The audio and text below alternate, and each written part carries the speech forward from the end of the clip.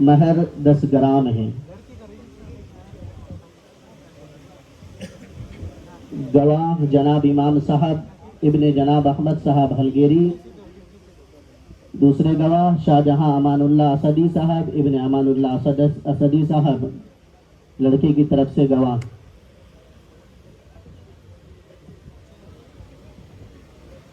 ان الحمد للہ نحمده ونستعینه ونستغفره ونعوذ باللہ من شرور انفسنا ومن سیئات اعمالنا، من يهده الله فلا مضل له ومن يضلل فلا هادي له، واشهد ان لا اله الا الله وحده لا شريك له، واشهد ان محمدا عبده ورسوله۔ اعوذ باللہ من الشیطان الرجیم، بسم اللہ الرحمن الرحیم۔ يا أيها الذين آمنوا اتقوا الله حق تقاته ولا تموتن إلا وأنتم مسلمون۔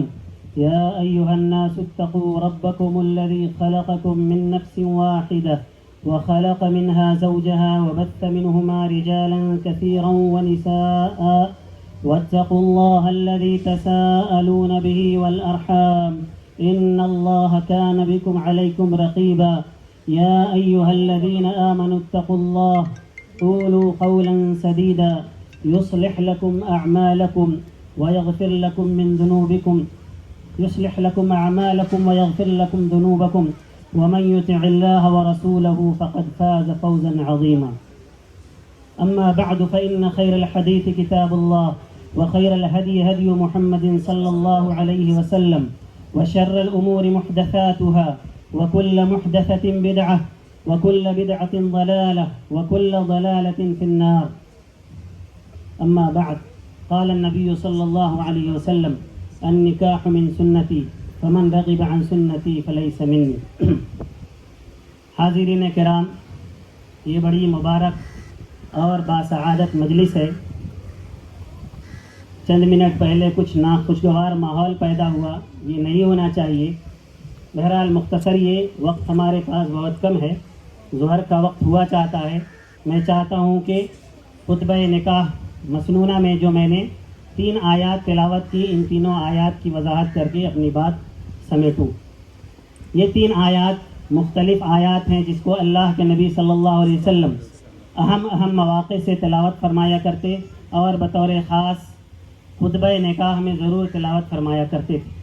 تینوں آیات میں جو بات مشترک ہے، یعنی وہ بات جو ہر آیت میں تاکید کی گئی ہے، اس میں ہے اللہ کا تقوی۔ اسی سے شروع کی گئی ہے بات، یا ایھا الذین آمنوا اتقوا اللہ، اے ایمان والو اللہ کا تقوی اختیار کرو۔ حق تقاتی، ایسا تقوی جو اس کا حق ہے، جتنا کہ اسے ڈرنے کا حق ہے۔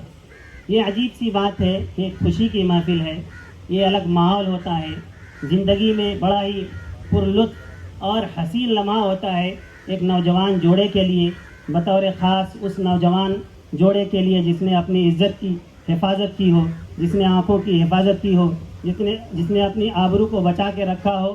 واقعی یہ ایسا لمحہ ہے جسے ہم لفظوں میں بیان نہیں کر سکتے، لیکن اس سے بھی زیادہ قابل غور بات یہ ہے کہ اللہ کے نبی اکرم صلی اللہ علیہ وسلم اس موقع سے تقوی کی تلقین کر رہے ہیں۔ کیا مطلب ہوتا؟ پہلی آیت، یا ایھا الذین آمنوا اتقوا اللہ حق تقاته، اے ایمان والو اللہ کا تقوی اختیار کرو، اور ایسا تقوی جیسا کہ اس کا حق ہے۔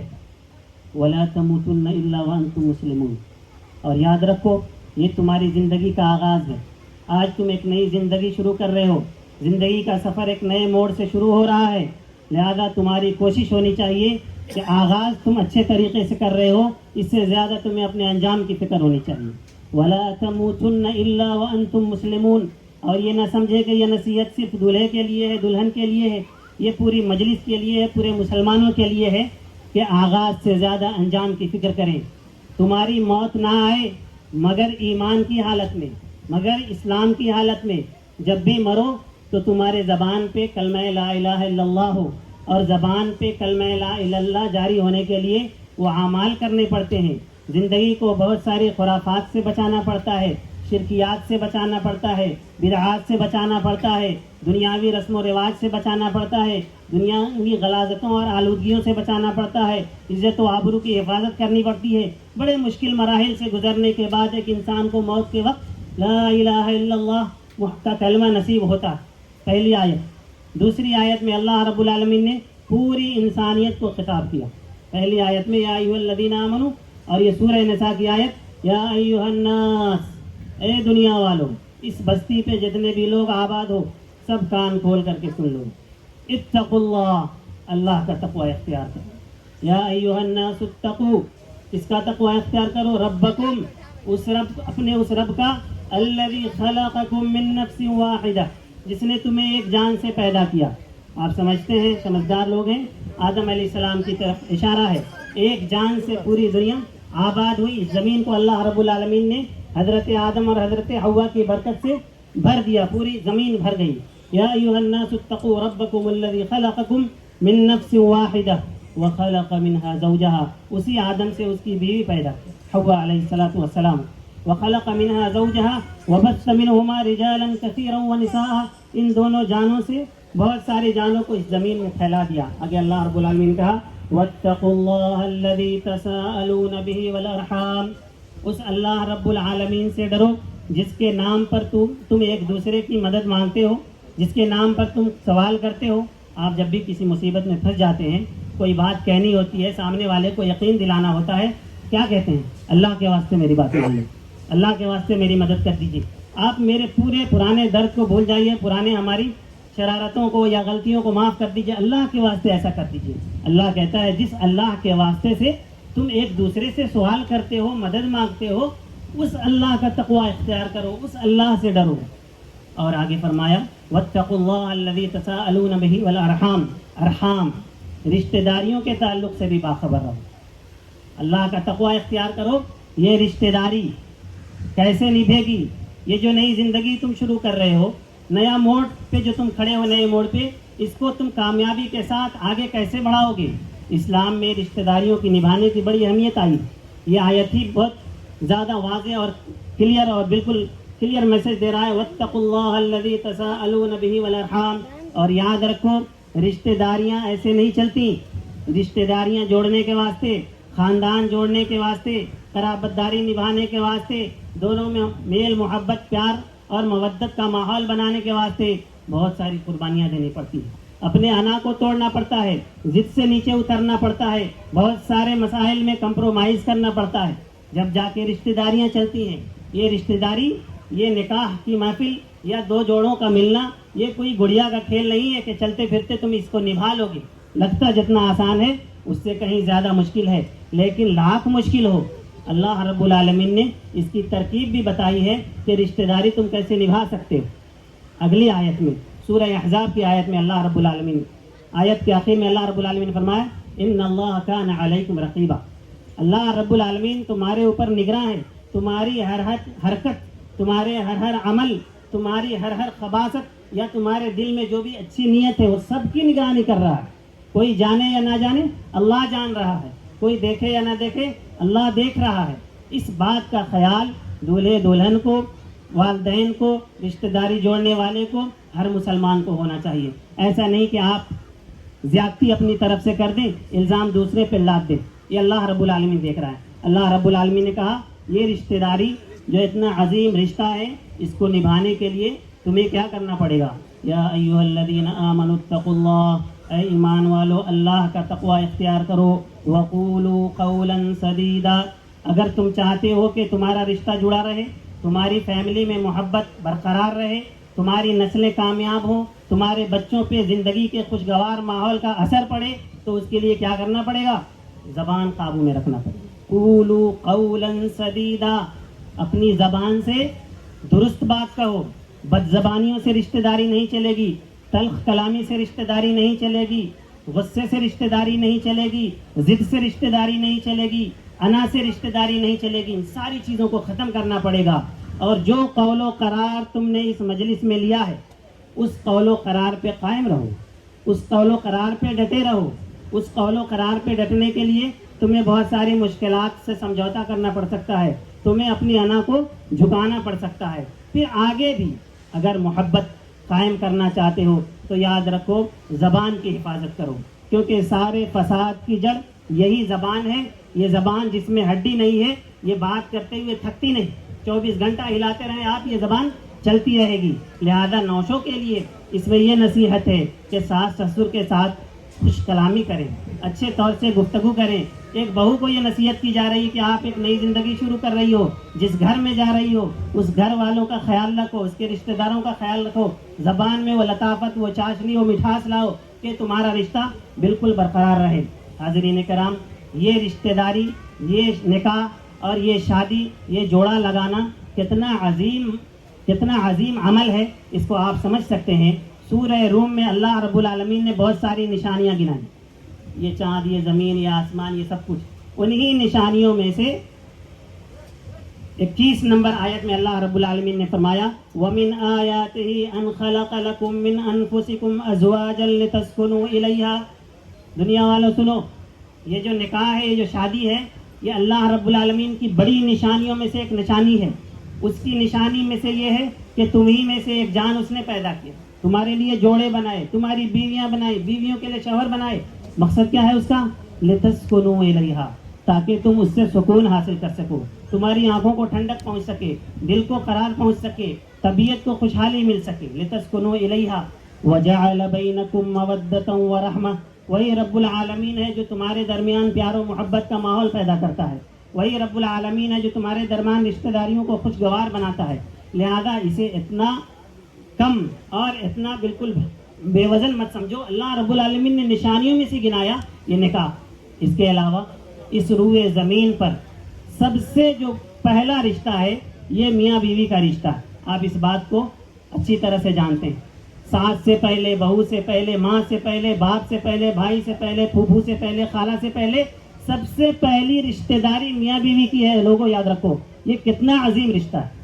حضرت آدم علیہ السلام کو اللہ رب العالمین نے تنہا پیدا کیا، اس کے بعد حضرت حوا علیہ السلام کو پیدا کیا. وہاں سے پھر نکلتی ہیں نسلیں، وہاں سے نانی بنتی ہیں، دادی بنتی ہیں، خالہ بنتی ہیں، پھوپھی بنتی ہیں، بھائی بنتے ہیں، چچا بنتے ہیں، خالو بنتے ہیں. اس رشتے کی کتنی عظمت ہے، اس رشتے کی کتنی اہمیت ہے، اس رشتے کا کتنا اہم مقام ہوگا. اور یہ مت سمجھو کہ یہ رشتہ داری یہیں ختم ہو گئی. اس کی اہمیت کا اندازہ اس سے بھی لگایا جا سکتا ہے کہ یہ رشتہ داری جنت تک جانے والی ہے.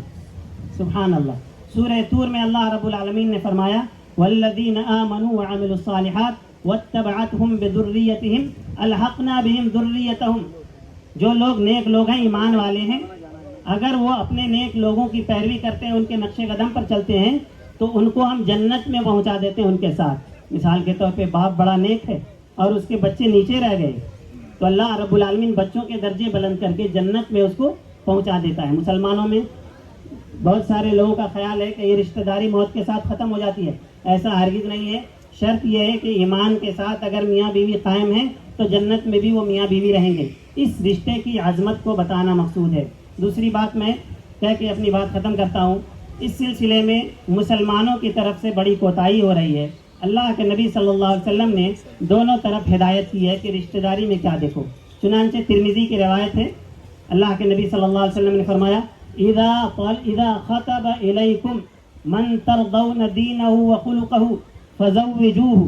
یہ نصیحت لڑکی والوں کو ہے کہ اگر تمہاری لڑکی کا رشتہ مانگنے کوئی ایسا شخص آتا ہے جس کے دین سے، اخلاق سے تم خوش ہو، جس کے دین اور عادات سے تم مطمئن ہو، فزوجوہ، تم اس کا نکاح کر دو. پھر مت دیکھو کہ اس کے پاس پراپرٹی کیا ہے، اس کے پاس پوسٹ کیا ہے، نوکری ہے کہ نہیں ہے. اگر تم ایسا نہیں کرو گے تو زمین میں فساد ہوگا. اگر ہر آدمی اپنے کرائٹیریا سے رشتہ داری ڈھونڈنے لگے تو پتہ چلا کہ بہت سارے جوڑے ایسے ہی رہ جائیں گے. دوسری نصیحت کی گئی ہے لڑکے والوں کو. اللہ کے نبی صلی اللہ علیہ وسلم نے فرمایا، بخاری اور مسلم کی روایت ہے کہ عورتیں 4 بنیادوں پر بیاہی جاتی ہیں، ان سے نکاح کیا جاتا ہے. آپ نے 12 سنا ہوگا. لحسبها لمالها ولجمالها ولدینها. 4 بنیادیں ہیں، مال کی وجہ سے، خاندان کی وجہ سے، جمال یعنی بیوٹی کی وجہ سے، دین کی وجہ سے. فاظفر بذات الدین. تم دینداری کو ترجیح دو، دینداری کو پہلے نمبر پہ رکھو. تربت یداک. اگر تم نے دینداری چھوڑ دی اور باقی چیزیں تم نے دیکھی تو تمہارا خاک آلود ہو. تمہارا ستیہ ناش ہو, تمہاری زندگی کبھی خوش نہ رہے. ایک طرح سے اللہ کے نبی صلی اللہ علیہ وسلم کی بد دعا ہے. پتہ چل رہا ہے کہ جماعت کا وقت ہو چکا ہے, تاخیر آپ لوگوں نے کی ہے. ہمیں بتایا گیا تھا 11 بجے نکاح ہے, تو آپ اپنی غلطی اب ہم پہ ڈال رہے ہیں, آپ اپنی غلطی ہم پہ ڈال رہے ہیں. بہرحال میں انہی باتوں پہ اپنی بات ختم کرتا ہوں اس دعا کے ساتھ. ابھی نکاح ہوگا تو اس کے بعد آپ سب لوگ دلہے کو ان الفاظ میں دعا دیجیے گا. اللہ کے نبی صلی اللہ علیہ وسلم کی سنت رہی ہے, بارک اللہ لک وبارک علیک وجمع بینکما فی خیر. اور بھی بہت سارے آداب ہیں, لیکن وقت کی قلت کی وجہ سے میں اپنی بات یہیں ختم کرتا ہوں. اللہ رب العالمین سے دعا کرتا ہوں کہ اللہ رب العالمین اس محفل کو, اس جوڑے کو, اس شادی شدہ جوڑے میں برکت عطا فرمائے. اور ہم نے جو بھی قرآن و حدیث کی روشنی میں باتیں سنی ہیں, اللہ اس پر حتی المقدور عمل کی توفیق عطا فرمائے.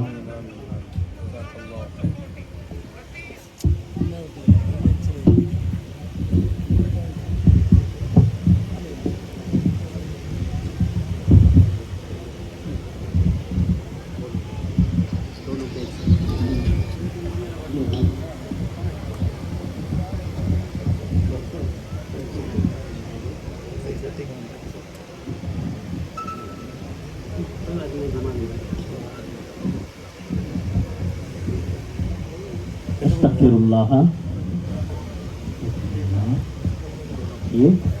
استغفر اللہ ربی من کل ذنب واتوب الیہ. بسم اللہ والصلاۃ والسلام علی رسول اللہ صلی اللہ علیہ وسلم. آپ پڑھیے.